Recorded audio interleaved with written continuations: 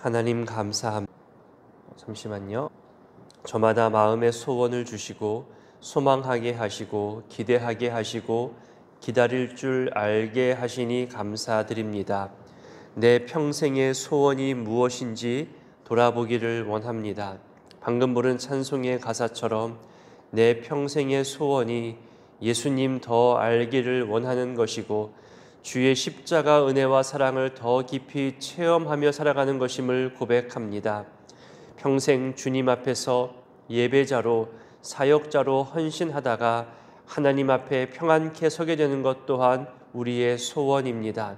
사탄은 이런 우리의 바램과 소원에 대해서 반대하며 그런 마음을 갖지 못하게 하기도 하지만 이제는 더 교묘하게 이 소원을 갖게 하고 더 열심을 가지라고도 말하지만 내일부터 하라고, 내년부터 하라고, 이 귀한 소원을 인정하게 하면서도 계속 미루라고 우리를 유혹하며 신앙의 게으름을 갖게 하기도 합니다. 지금 살아가는 이 시대가 얼마나 바쁘고 어려운 시대인데 교회 일에 얽매여 있다 보면 손해라고, 사람들의 평가와 시선 집중이 얼마나 부담되는 것이냐며 그렇게 우리 마음의 소원을 교묘하게 방해하고 미루게 하고 못하게 하기도 합니다. 교회 안에서 여러 일을 많이 하게 되어 지치는 것도 문제가 되지만 그것이 두려워 아무런 봉사도 하지 않고 어떤 교제와 나눔과 섬김도 하지 않는 것도 문제가 됨을 봅니다. 오늘의 찬송 가사가 우리에게 도전이 되기를 원합니다. 자녀를 키우는 일도 주의 일을 하듯 하게 하시고 직장 생활을 할 때에도 인정받고 칭찬받을 수 있도록 정직과 성실로 최선을 다하게 하옵소서. 그리스도인으로서 부끄러움이 없게 하옵소서.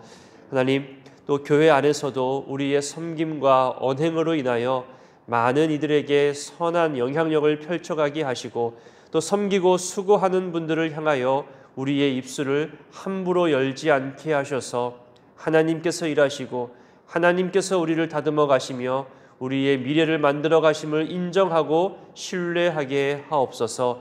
우리 장로님들을 비롯하여 우리 집사님들, 권사님들, 수많은 봉사자들이 주의 몸된 교회와 하나님 나라 확장을 위하여 일하고 충성할 때에 우리를 축복의 통로로, 하나님 사랑과 은혜의 통로로 사용하여 주옵소서. 우리 주변이 그래서 늘 감사와 기쁨이 넘쳐나게 하옵소서. 하나님, 연말 모임이 많아져 갑니다.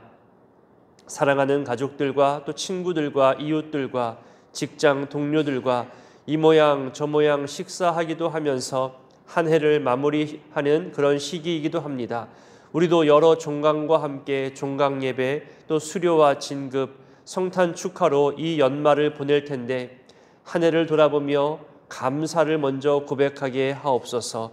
모든 연말 모임과 행사에 악한 유혹자들의 손길에 넘어가지 않도록 우리의 분별력을 예민하게 하시고 악한 것을 거부할 줄 아는 용기도 있게 하시고 사람의 말에 휘둘리거나 상처받지 않게 하옵소서.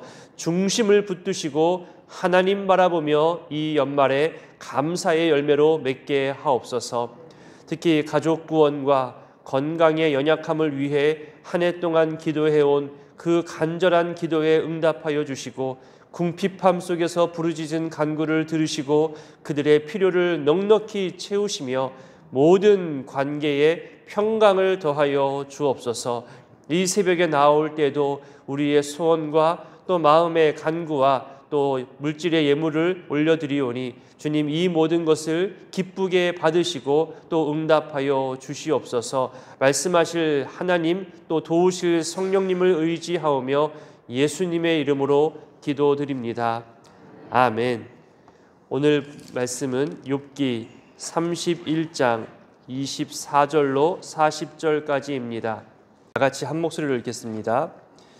만일 내가 그 소망을 금에다 두고 순금에게 너는 내 의뢰하는 바라 하였다면, 만일 재물의 풍부함과 손으로 얻은 것이 많음으로 기뻐하였다면, 만일 해가 밤낮과 빛남과 달이 밝게 뜬 것을 보고 내 마음이 슬며시 유혹되어 내 손에 입맞추었다면, 그것도 재판에 회부할 죄악이니 내가 그리하였으면 위에 계신 하나님을 속이는 것이리라.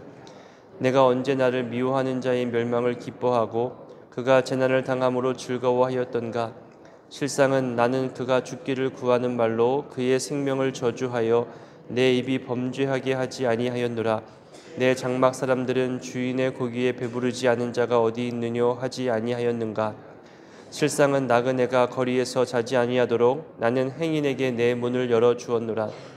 내가 언제 다른 사람처럼 내 악행을 숨긴 일이 있거나 나의 죄악을 나의 품에 감추었으며 내가 언제 큰 무리와 여러 종족의 수모가 두려워서 대문 밖으로 나가지 못하고 잠잠하였던가. 누구든지 나의 변명을 들어다오. 나의 서명이 여기 있으니 전능자가 내게 대답하시기를 바라노라. 나를 고발하는 자가 있다면 그에게 고소장을 쓰게 하라. 내가 그것을 어깨에 매기도 하고 왕관처럼 머리에 쓰기도 하리라. 내 걸음의 수효를 그에게 알리고 왕족처럼 그를 가까이 하였으리라. 만일 내 밭이 나를 향하여 부르짖고 밭이랑이 함께 울었다면, 만일 내가 값을 내지 않고 그 소출을 먹고 그 소유주가 생명을 잃게 하였다면, 밀 대신에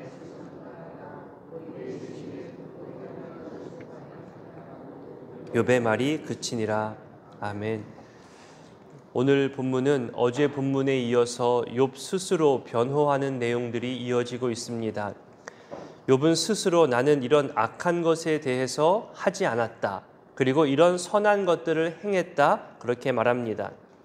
먼저 24절부터 28절까지는 하나님 대신에 재물에 욕심내지 않았다고 말합니다. 재물에 욕심을 내는 순간 하나님 말씀에 대한 기준은 사라지게 됩니다.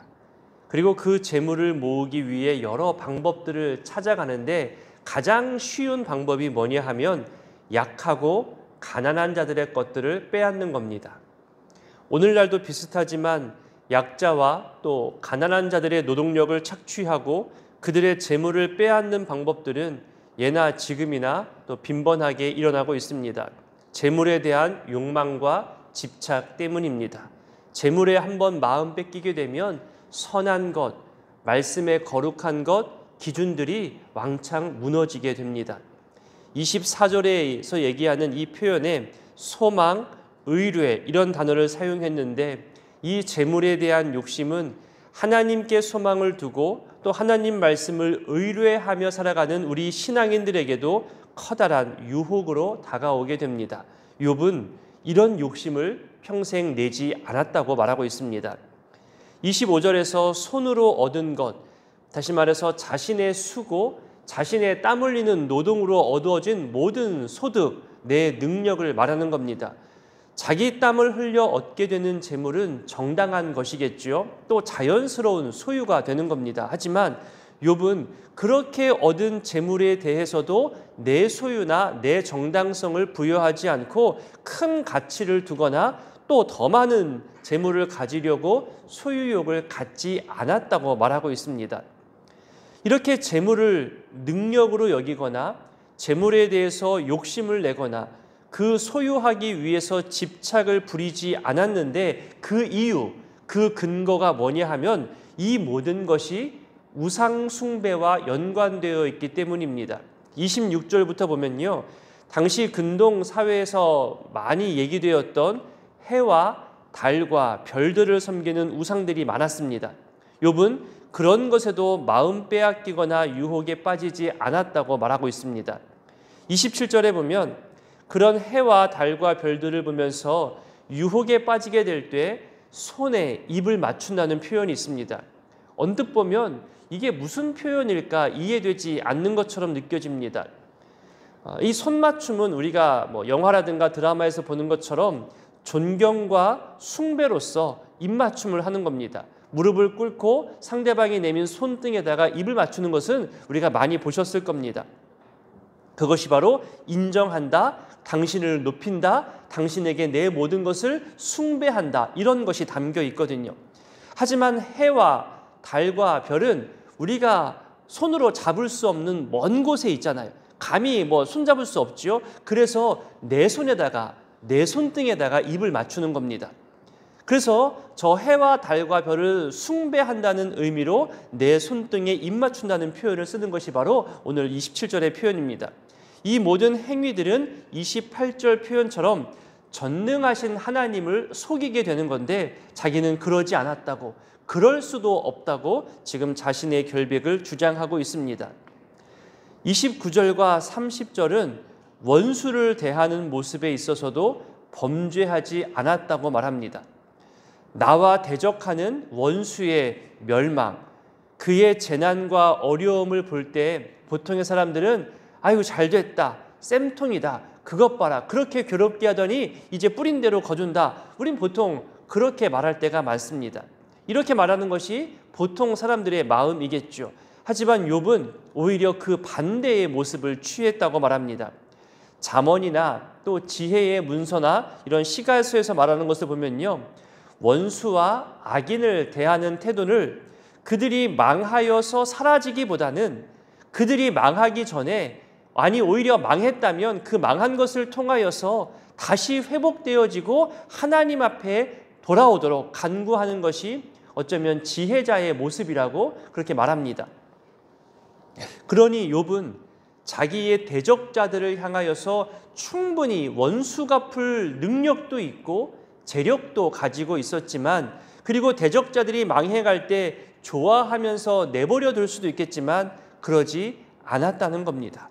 이 말은 욥이 평소에 의로운 마음으로 주변을 위해서 얼마나 애쓰며 살았는지를 짐작하게 합니다.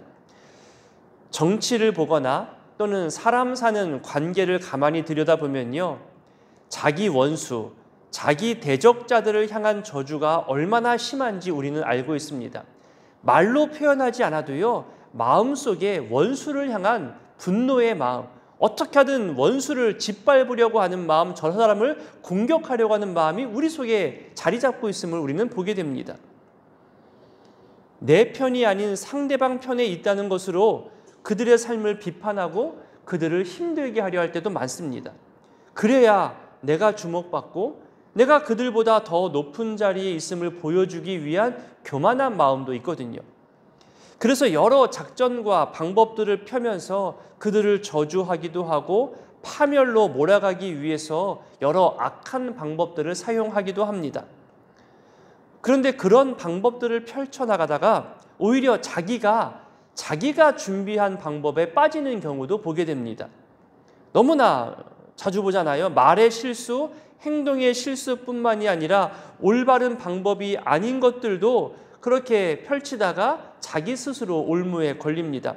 에스더를 보면 대표적으로 그 하만이 자기가 정말 싫어하고 죽이고 싶어하는 모르드게를 죽이기 위해서 여러 방법들을 준비하잖아요. 근데 그것이 다 나중에 자기에게로 돌아오는 것을 봅니다. 반대로 자기에게 영광 돌리기 위해서 준비한 모든 것들이 또 모르드게에게로 돌아가는 것도 우리는 보게 됩니다. 내가 축복한 것이 상대방이 받을 만한 자격이 없다면 그 축복이 다시 내게로 돌아오는 겁니다. 동일하게 내가 저주한 것도 상대방이 저주받을 행동을 한 적이 없고 단순한 감정이나 복수로 저주했다면 그 저주의 내용이 다시 내게로 돌아오는 겁니다. 이것을 몇 번 경험하면요, 쉽게 말하지 않습니다. 쉽게 축복하거나 쉽게 저주하지 않고 말에 무게감을 가집니다. 이것을 저는 몇 번 강조해 드린 적이 있습니다. 그러니 성경이 말한 대로 악을 악으로 갚지 말고 모든 사람 앞에서 선한 일을 하는 데 힘쓰는 것이, 그것이 성경의 가르침이고 성숙한 신앙인의 모습입니다. 또 악한 것이 있다면 하나님이 때가 되어 반드시 다 헤아리시고 갚아주십니다. 31절과 32절은 하인들과 나그네를 향한 자신의 관대함에 대해서 이야기합니다. 내 장막 사람들이라는 것은 자신과 함께 살고 있는 가족들, 또 자신의 종들, 하인들을 말하는 겁니다.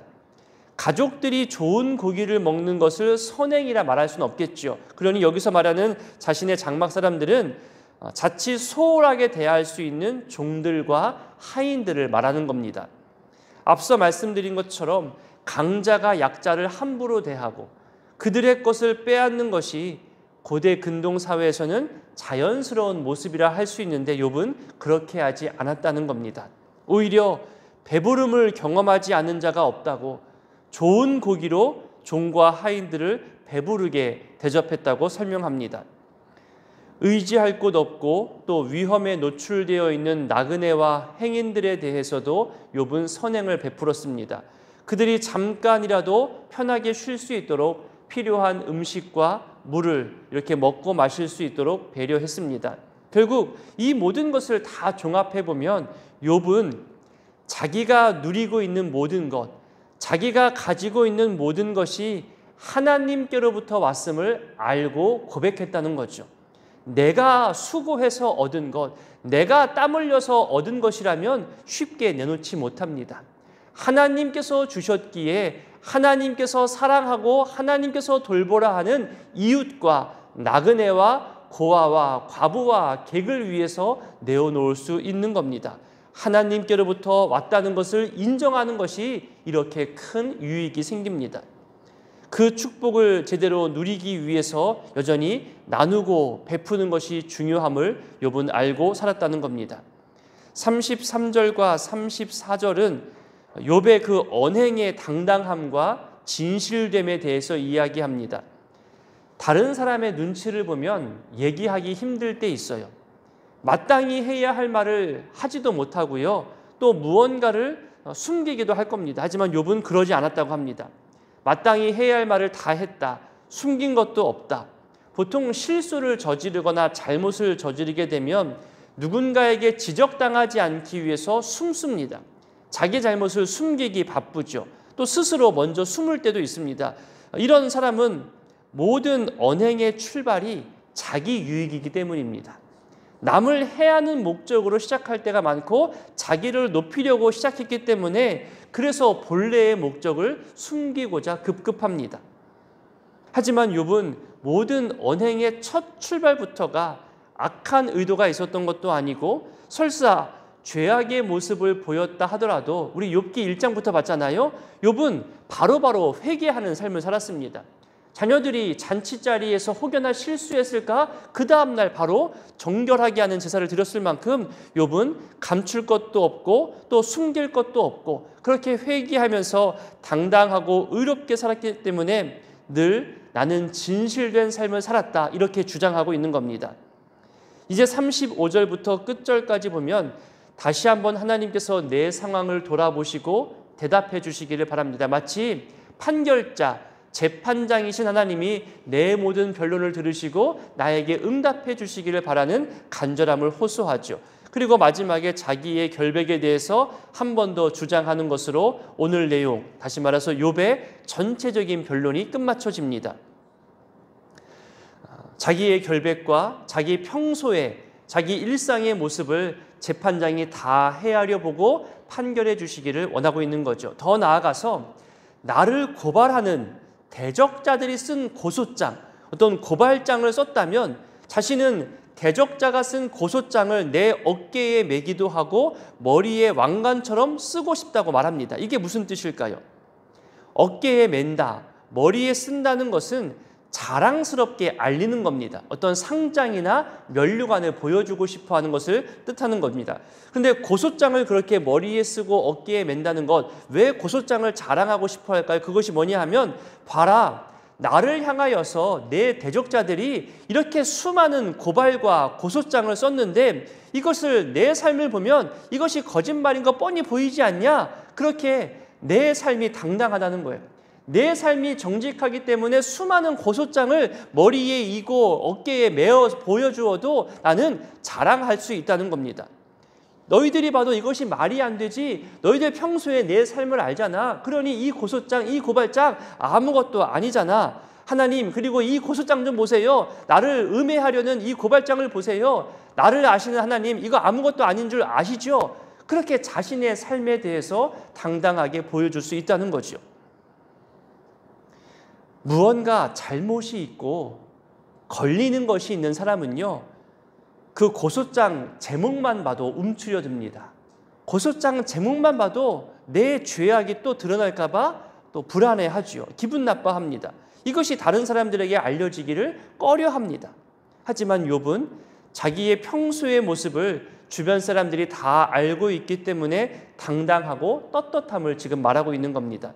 사람들이 나를 공격하고 대적하는 그 고소의 내용들이 얼마나 허황된 것인지를 공개적으로 내보이겠다는 것을 뜻하기도 합니다. 오히려 여러분 정말 당당하고 떳떳하면요, 고소장의 내용들을 확인하고 조사할수록 자기의 무죄가 드러나고 자기의 선행이 드러나게 됩니다. 그러니 욥은 더욱더 지금 자신감 있게 이것을 머리에 이고 어깨에 맨다고 표현하는 거죠. 오늘 본문의 마지막은 욥이 토지에 대해 올바른 개념을 가지고 있고 또 토지를 사용함에 있어서 말씀대로 순종했음을 표현하고 있습니다. 자기 욕심대로 땅을 혹사시키지도 않았다고, 그리고 하나님 말씀하신 대로 땅을 적절하게 휴식도 하게 하고 그렇게 사용했음을 말하고 있습니다. 그리고 땅에서 일하는 일꾼들의 하루 품삯도 한 번도 빠짐없이 제때 지불했음을 말하죠. 지금 이 부분은 욥의 모든 변론을, 지금까지 친구들과 변론했던 모든 변론을 마무리하는 표현입니다. 그래서 단순히 이런 땅과 노동력 착취로만 이해할 것이 아니라 당시의 가르침에 비추어서 이 표현을 마무리하면서 이해하면 더 좋습니다. 무슨 말이냐면 고대 근동에서는 땅에 대한 것은 정직함을 말할 때 주로 사용하는 겁니다. 왜 우리 심은 대로 거둔다, 뿌린 대로 열매 맺는다는 말을 쓰잖아요. 그렇기 때문에 하나님께서 내게 허락하신 땅, 내가 일굴 이 땅에서 내가 살아갈 때에 이 땅이 나의 평소의 정직한 반응 그대로 나에게 보여준다는 당시의 문화적 표현이기도 합니다. 하나님과의 관계가 얼마나 정직한지, 또 이웃과의 관계가 얼마나 평안한지, 어떻게 살아가고 있느냐에 따라서 내 주변 사람과 내가 갖고 있는 땅이 나에게 그대로 정직하게 반응한다는 그런 표현인 거죠. 그러니 욥이 이렇게 마무리한다는 것은 지금까지 자기가 주장했던 내용들, 자기가 결백하다고 강력하게 외쳤던 그 부분들, 자기의 평소의 일상, 이런 것들을 언급해온 것이 거짓이 없다는 것을 이렇게 땅을 통하여서 말하고 있다는 겁니다. 만약 그게 거짓말이고 내가 지금까지 외쳤던 모든 주장들이 속임이고 가식이라면 땅이 나에게 이렇게 정직하게 반응하지 않을 거다. 밀 대신에 가시나무가 날 것이고 보리 대신에 독보리가 난다는 거예요. 뿌린 대로 심은 대로 거둔다는 것을 다시 한번 마무리하고 있다는 거죠.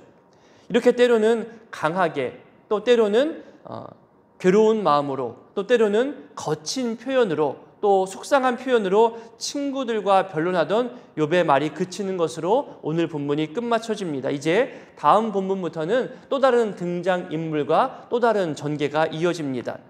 오늘 말씀을 기억하며 기도하실 때에 우리 뿌린 대로 거둔다, 땅과 주변 환경은 우리의 반응에 정직하게 반응한다는 것을 가르치고 있는 이 교훈을 생각하면서 오늘 나의 기도, 또 오늘 나의 모든 생각과 언행들이 정직하게 뿌려지게 되기를, 정직하게 열매 맺어지게 되기를, 아무런 오해도 없이 오늘 하루가 평안케 되기를 기도했으면 좋겠습니다. 축복과 저주가 결국 돌고 돌아서 나에게 되돌아온다는 것을 기억하시고 오늘 내 입술의 표현 가운데 저주와 비판이 아니라 축복과 격려가 더 많이 드러나게 되기를 또 기도해 주셨으면 좋겠습니다. 우리 주기도문으로 함께 기도합니다. 하늘에 계신 우리 아버지, 아버지의 이름을 거룩하게 하시며 아버지의 나라가 오게 하시며 아버지의 뜻이 하늘에서와 같이 땅에서도 이루어지게 하소서. 오늘 우리에게 일용할 양식을 주시고 우리가 우리에게 잘못한 사람을 용서하여 준 것 같이 우리 죄를 용서하여 주시고 우리를 시험에 빠지지 않게 하시고 악에서 구하소서. 나라와 권능과 영광이 영원히 아버지의 것입니다. 아멘.